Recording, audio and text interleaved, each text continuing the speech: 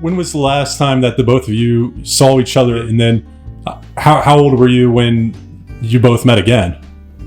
Okay. The last time I saw her would have been probably the winter or the Christmas of '51, because it was in that spring that we kind of had our breakup. Then we didn't see each other again until August of 2022, which I was 88 years old then, 88. I was 88, she was 86, about to be 87. So I got in touch with her niece, who lives close to, lives in Lowville, which is Wattsburg, Lowville area. And I said, do you think it would be okay if I gave her a telephone call? Not even knowing whether she was alive or not. I asked, first of all, I did ask her niece now, is she still alive? Yes. Is her husband still alive? No, her husband's dead, died several years ago. So I thought, well, maybe I'll just touch base with her. Heard she lived in Wyoming, that's all I knew. She lived in Wyoming. I was still in Cody, and my sister called me one day, excuse me, and she said, see, she lives, it was her daughter that he got in contact with. And my sister said to me, are you ready for a blast from the past? And I go, what on earth is she talking about? I said, I guess so. She said, Phil Chafee wants your number. The more we talked, the more we realized that we had an awful lot in common. The more that we realized, we did think about her more than we realized we did. We got into the August time frame. We talked a lot, but we hadn't seen each other. Well, sometimes 2 or 3 times a week, 2 or 3 times a day. What? 2 or 3 times a day. It was getting pretty, we'd spent a lot of time on the phone.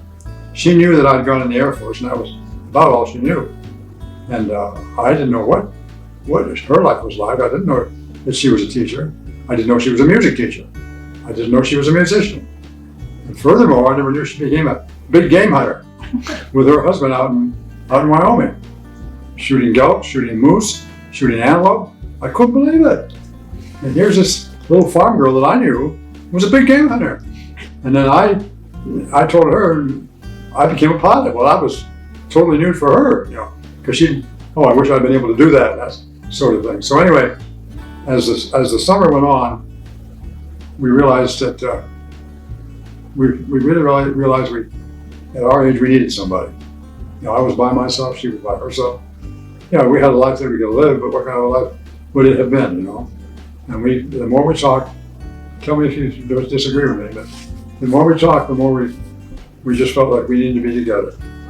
And he would have loved to have come to Wyoming, but it just wasn't in the cards. So I said, I'll come to you. So that started the ball rolling, and we had fallen in love over the telephone. And come August, she came east, because she has family east anyway. And we spent about 10 days together. She stayed in a motel and came to the house, every day. And we realized that we really did have a lot in common. We got along really well together. And we decided, I asked her if she'd marry me, and she said she would. So. Where'd you both get married? Somewhere around here, or? A little Baptist church in Spartanburg. Okay. Small family wedding, just about 25. Yeah, we just had a little family wedding, and it worked out really smoothly. Okay, moved here in October, and you got married in, what was it, June? October. Oh, you got married in October, and then how far later did you move here after that?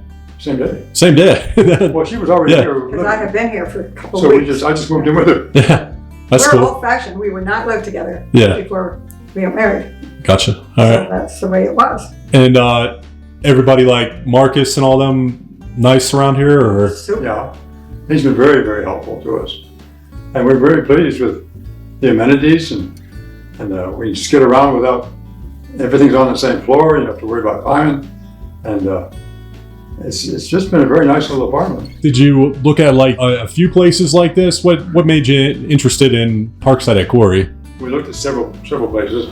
I started looking back in the June time frame, I guess, and we knew we had to have something that had no steps. I didn't want to have to negotiate steps. That's the problem with the house now. And it just seemed like this was the right place because it was built for senior citizens. It's next to the hospital in case there's a real problem. And the cost was something we could afford.